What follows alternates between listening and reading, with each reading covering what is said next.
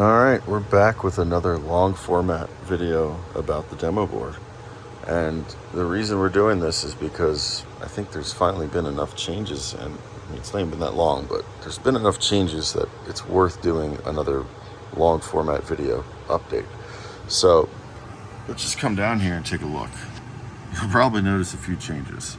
Let's plug it in and turn it on. First things first is there's a new Annunciator.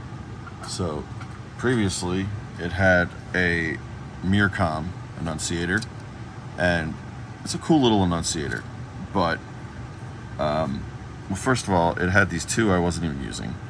I intended this to be in the basement or somewhere downstairs as kind of a secondary indicator for the alarm, so I didn't really want this on this board. Just kind of so happened to work out that way. As you can see, there's different color lights on it. I actually swapped it out. Originally this other one was blue and it was all different colors, but now I made them both yellow. The blue was too much. It's too bright. I also swapped the diode on the green because the green was actually a bit too bright. So with all the work I've done, it's a bit better. Green still looks a little bright, but it in person it's not really that bad at all. So yeah, all that said, that's some of the upgrades there.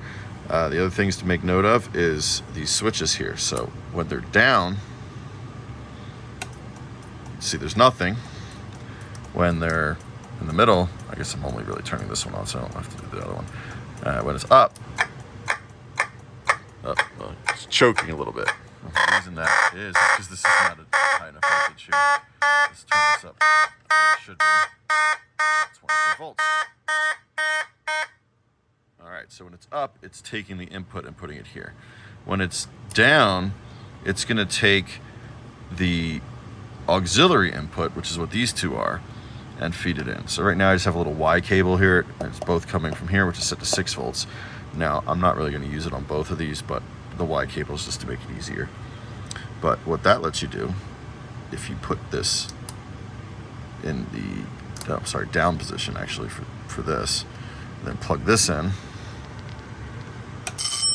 Now we're sending 6 volts to this little bell, and you can see it is coming from the auxiliary, because if I turn this down, it turns it off basically, or you just turn it off. So yeah, and these auxiliary inputs automatically override the horn up here. However, that's not all. Another cool thing is this is actually plugged into the battery, and this is just charging it with this Y. But if I unplug this board is completely battery powered right now. The auxiliary coming from here and the main power coming from here, completely battery. I'm gonna unplug this real quick so we can flip this around and show you the back. There has been some changes there as well. Not a ton, just a little bit. All right, so back here, big changes is there's like now an output board. So when you turn them on, oh, it's choking again. Yeah. But as you can see, this convenient little board here, and what this lets me do is, first of all, there's a male and a female jack, so regardless of what kind of cable I had available, see this one has, I can use both, and it makes my life easier because I don't always want to use adapters, and sometimes I just don't always have a little, what I would like available. So this just honestly makes the whole thing so much easier. I also plan to add some binding posts here, maybe like some banana jack, with the little twisty thing, so you can like either do just leads or banana jack. I don't know, figure it out. And yeah, I don't think there's that much else that's changed. Obviously, since I redid some of that stuff, there's been some cabling redone, like this thing, and some of the cabling over here, but not like a ton. A lot of it's pretty similar to how it has been since the relay board was added, maybe just kind of cleaned up a little. But yeah, that's sort of that piece of it. Let's flip this back around. And what I wanted to do for this test, I showed the bell a little bit, but the real test here, I think, is just going to be to fire these two off, as well as demonstrate the FA-50, which is new. Now, this may or may not be, this red lettering may or may not be factory painted by Simplex. Will not take any admission of guilt in that. But other than that, it's all original. Yeah, I'm pretty happy with this purchase. I did not realize these are mostly plastic. Kind of surprised me, like that one L & Co. Although I do think there is a metal version of the L & Co. So I don't think there's a metal version of these, though. I think these are just plastic, and they're just so worn down a lot of times. So I didn't realize that. Anyway, needless to say, this is... Let's get this set to where it should be. It's a little high right now. And we're going to do just a quick demonstration here, and I also have the sound meter, and I kind of wanted just to show some stuff about these two horns. So with that said, let's give it a pull. Oh crap, gotta turn it on. There it is.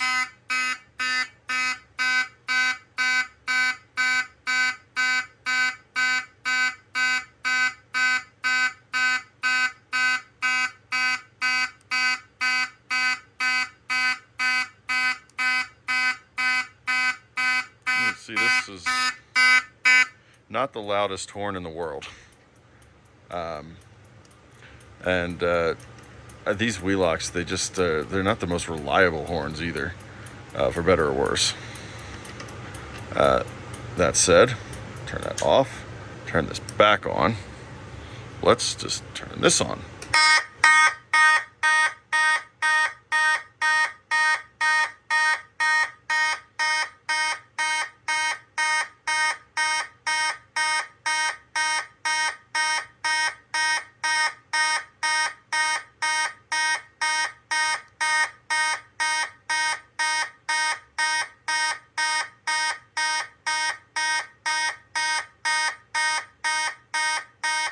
Okay. That seems about right. Let's try this one again. Might have been doing it wrong.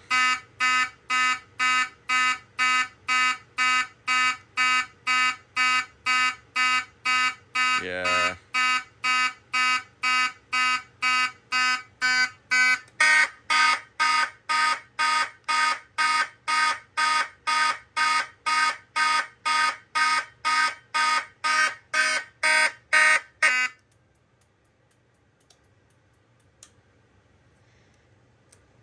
So the Wheelock is definitely a lot less loud than the B4.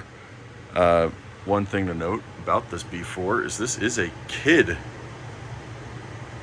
Automated Systems from Connecticut electric horn. So it's actually kind of cool that that's from Connecticut. Another thing from Connecticut is actually this BG6, which is from New Haven. And I have some family not too far from there, so it's kind of cool. Yeah, what else? Not too much to say. These Wheelock horns are notoriously somewhat unreliable and also notorious for causing EMF and distortion and panel issues. And, well, I think you actually, in one of my other videos, might have even seen it. This power supply trips up easily, and this horn will definitely trip it up. So I'm not even going to try to show it. This is already like second try of this video, but first try a dead battery in this thing, which didn't turn out too well either. So, yeah, needless to say, the board is coming along pretty well here. I think you also got to see when both of these are on, how that looks. I guess one last test we could do would just be continuous. It's probably the best way to actually get a decibel reading. So for that matter, let's just do it this way.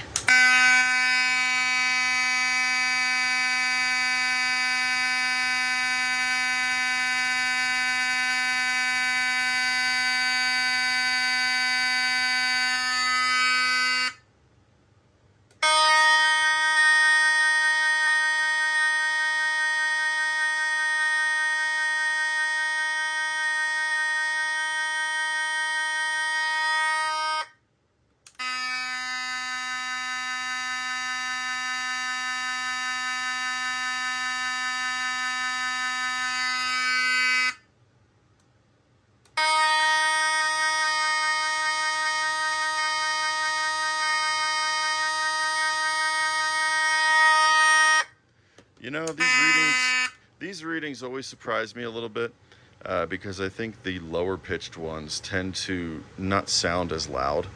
And I think it takes a little bit more oomph to get a lower pitched tone to be as loud. So they tend to actually not sound as loud as they are, or it could just be my hearing is going bad on me. I'm getting older, you know. But hey, whatever. Usually it's high pitch that goes bad though first, right? So that doesn't even make sense. Anyway, with all that said, I think that's a pretty full demo of the board. You got to see the little bell, I believe, at the beginning. Maybe do one more quick test of that just to wrap it up. But the external power mode is that, and that.